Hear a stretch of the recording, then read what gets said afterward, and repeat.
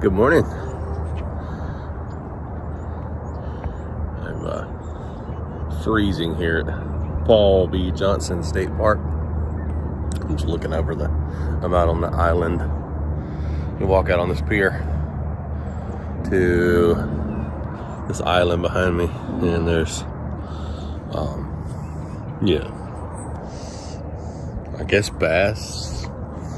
I can see them swimming. See something making a wake. But anyway, it's early. Just drinking my coffee. We got in late last night. I got to spend some time with Atlanta. It was awesome. This place is pretty cool. It's definitely not like an RV resort type place. Shower houses could use some work, but not horrible.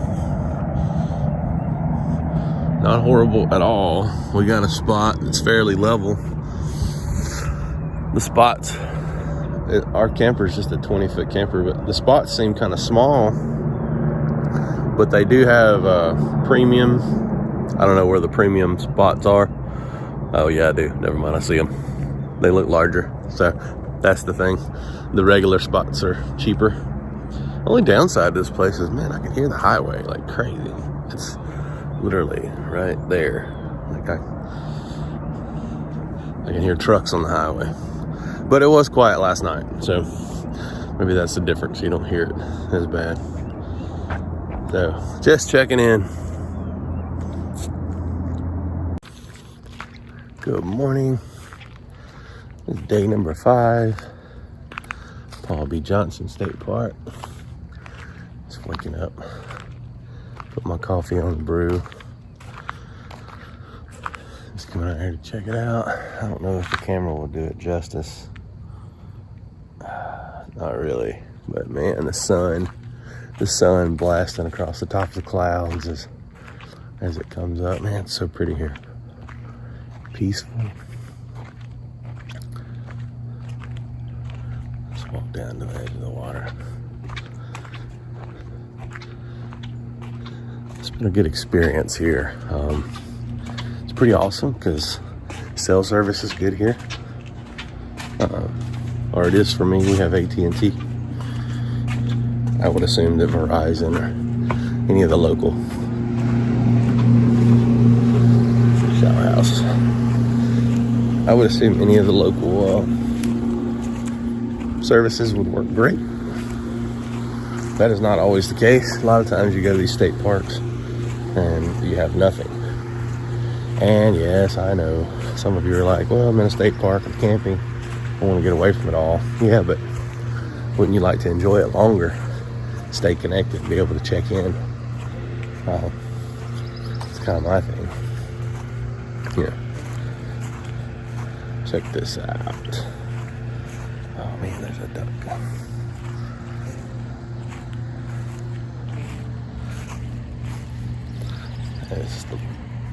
This is the lake view. Sorry.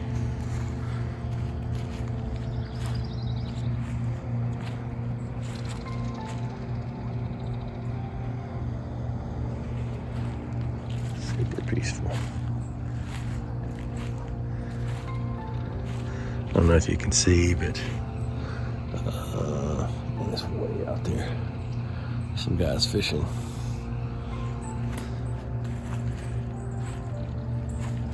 Hey, duckies. There's definitely not a shortage of wildlife here. But yeah, it's been a good experience. The campsites are fairly close to each other, which I'm used to that. Not a big deal. I do prefer when they're spread out more, but you know, I'm not going to complain of that. It's definitely as far as places to come camp, it's up there 4 or 5 stars for me. The bathrooms are heated and cooled. Pretty sure of that. They're at least heated. It looks like an air conditioner, but I don't know. What else? Full hookup. We're in the first loop. I would say when the water's low, this first loop area. I don't know, you probably can't see that now. There's a fish popping in the water right there by the dock over there. I'm fixing to go fishing in just a minute. What's up, guys? I am on the dock here at Paul B. Johnson, fishing for panfish, technically. And I just want to show you what I'm using. Secure my rod. Bread. You take bread. Watch this. Take bread. You chunk it out. Watch.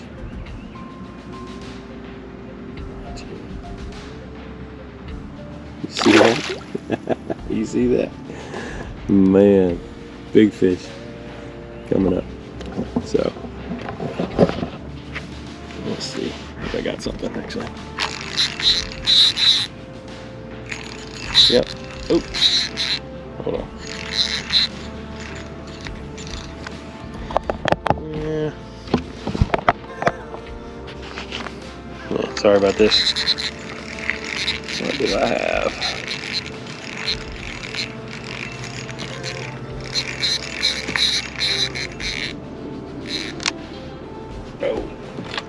Oh, nice.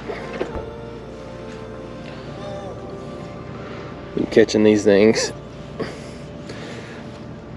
I really don't like getting my hands slimy if I don't have to. The pliers have seen their better days. Yeah, this thing, these golden shiners is what I was told they are. So thanks for online help that told me that. Now,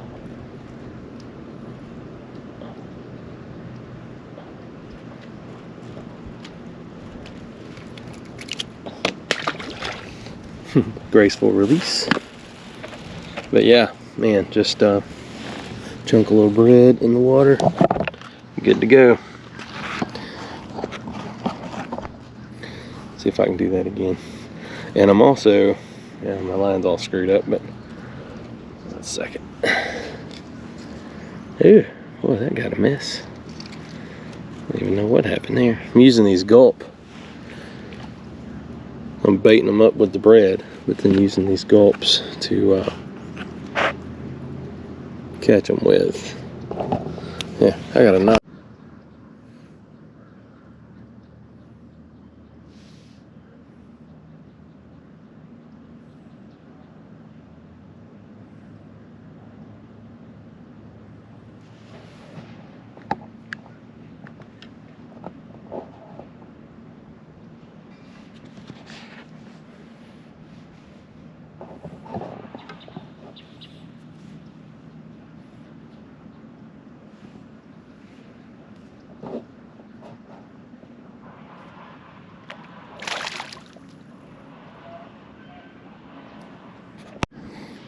And a little baby. Roar. Little fella.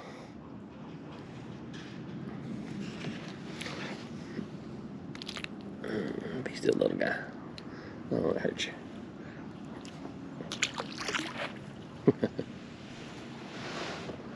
That was free-lining bread. So I got 2-pound line, and I hooked a little bass, and I'm trying my best not to break him off.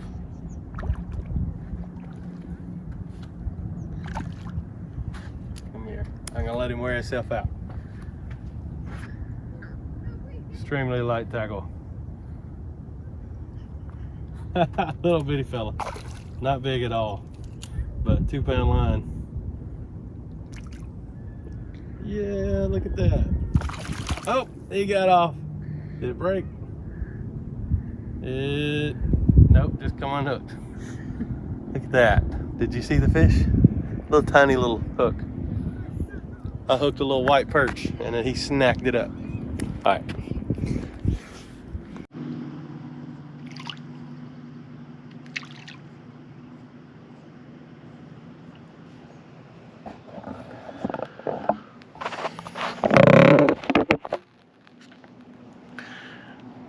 some guys have told me, like, what's the secret?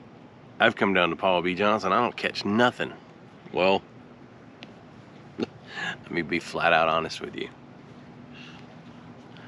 It's tortilla shells. Flour tortilla shells. They get all the attention.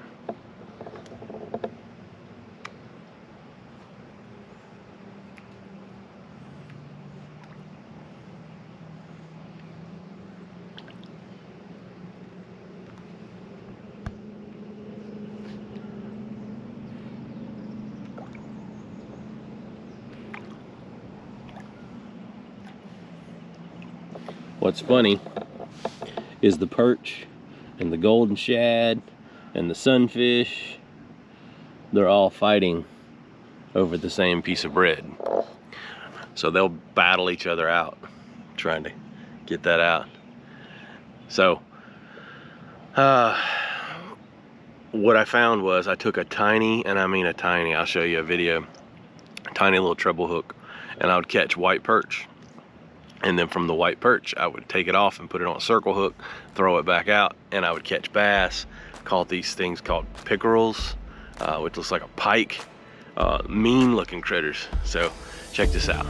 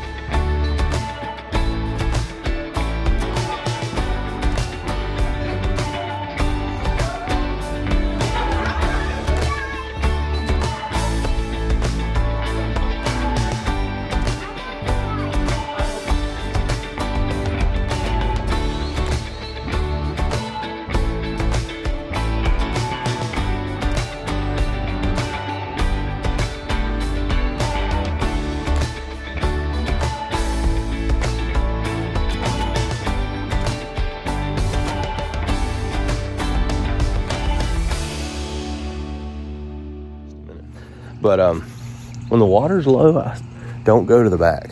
Don't. I guess that's second loop or whatever. It's extremely low back there. So fishing, I mean, you basically, I'll show you. You see this? Yeah, you can see that. This space between right here, right? This is actually about as far as I can walk, because if I step out into this area that looks like sand, where those ducks are, I'm gonna sink to my knees and muck. So fishing from here, like I got to really wail on it, and it's pretty shallow, pretty good ways out. I could tell. I had a cork and bait, kind of like a popping cork setup, but I just had like a 12-inch leader and threw it out there, and it wasn't even pulling down on the cork. So that told me that it's fairly shallow right there, so I can't get out far enough. So what I would do is I would go to the fishing dock right here that takes you out to the island. That's an island out there, and that's actually for boats to dock up. It's deep. It's pretty deep, at least. I would say, I can't really tell, but it's got to be at least 5 or 6 foot deep right there. But yeah, see if we can get a better view of the island. Yes, there we go. That is an island from this angle. Yeah, it's hard to do. That's an island, and that's fishing dock going to the mainland. There's actually a spot, if you see that dock on the map, the spot at the head of the dock is very like off camber, so I wouldn't recommend that spot because it's a hard downhill. So I didn't get that one, which I didn't know that. I just looked up. It was showing unavailable, but no one's been in it the entire time. But yeah, super nice people. There's a washateria in the first loop front shower house, so that's been cool, being able to wash clothes and stuff. I've been pretty self-sufficient right here. There's a gas station and like a Dollar General about 3 miles away. You're about 15-20 minutes away from Hattiesburg shopping, so it's pretty close. We're like, the reason we stayed here is, get you a view of this little sandy area. The reason we stayed here is my family is in Lucedale, which is about an hour in one direction. My wife's family is in Franklinton, Louisiana, which is in about an hour, maybe hour and 10 minutes in the other direction. And our oldest daughter lives in Summerall area, which is about 45 minutes from where we're staying here. So we're basically in the hub, like we're in the center of all of that, and able to access all of them from this. But like I said, it's been a good experience. Get a better view of the dock. It's a cool place. I've highly enjoyed it.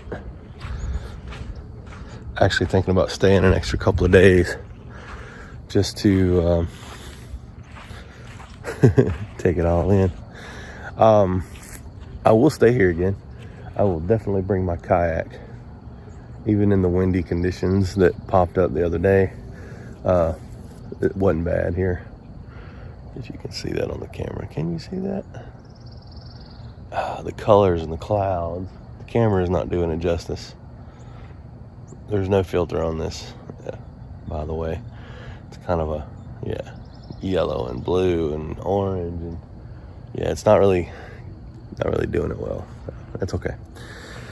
But that's the only thing about a camera. Don't live life through a camera, because you're not seeing what I see here, and it's just magnificent.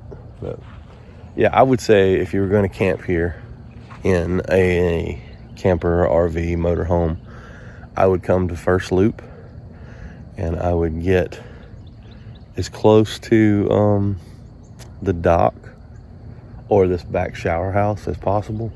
That spot I just walked to first, that's literally right behind my campsite. I walk right to the water. I don't know, to me that seems like the better view. You wake up, the sun starts cracking through here in a minute from there, and we've actually woken up to a sunrise every morning coming through the front window of the camper. Now, if you don't want that and you like to sleep late, I would advise getting on the other side of the loop. Let's see if you can see this from here. Yeah, there's the shower house, our camper. You can't tell, but that's our camper literally right there. So, and we just walked straight down to the lake behind it, and then I walked over here to the dock. The dock's about 100 yards from spot 11, which is where we are. That shower house right there, it's got one shower. No, it doesn't. It's got 3 showers, sorry. 3 showers, 1 bathroom for the men's, and same for the women's. No, there's no washateria, like the washer dryer. There is a front shower house, which is larger, has more bathrooms and more showers. I can't tell. It's up that way. I can't see it on the camera, but anyway, gray building up front. As soon as you come in first loop, it's up there. There's vending machines and all sorts of stuff. That's the hotter shower. It's the better shower, but this one back here works pretty well regardless. I will say this, you have to be careful. Me, my wife, my daughter. Here's another pro tip here. Me, my wife, my daughter, 3 people. We all went to get showers at the same time. Ran out of water pretty quickly. So space out your showers, or either use your RV shower. We just didn't use the RV shower because these showers are pretty good, pretty nice. But man, somebody left some trash in the water. Here's the dock and the island out there. Pretty cool. Okay, 10-minute video. Sorry. Just wanted to give a review, what I think of this place, and remind me later when we decide to come back where we want to stay. I think the spot we'll get next time is going to be there is where that motorhome is right there. So there is a spot that's right crap, where's it at? On the camera right here. There's a spot right here. You see it's empty, but then there's that motorhome sitting on that spot. That spot looks really level. So whatever that spot is, that's where I want to try to get next time. That way my backyard of a camping site is walking out on the dock. And also, this is a good area, and that's a good area over there. This is a good sandy spot. You can walk out to the edge of the water. So I see this being a great spot for kayaks to get in and out. So, all right. Paul B. Johnson, day 5. Ooh, almost thought I would catch the sunrise, but it's cloudy, so it's kind of skewed. But yeah, you can see it. It's starting to break right back here. But like I said, it's a beautiful place to camp. I wish it was a little closer to my daughter. So if anyone knows, so there's a KOA that is closer. It's like 20 minutes from my daughter. I don't know anything about it. It's like on a little pond lake area. If anybody knows anything of the KOA that's near Okeechobee, whatever that's called up there where you go tubing and stuff. That's a little closer to my daughter, so if you got any input on that, let me know. We went to Little Black Creek, looked at it. There's no cell service for us, or very limited at least. So we're working on that. That seemed like a nice place to go as well. The water looked cleaner, but still great views. All right, Paul B. Johnson. Thanks, guys.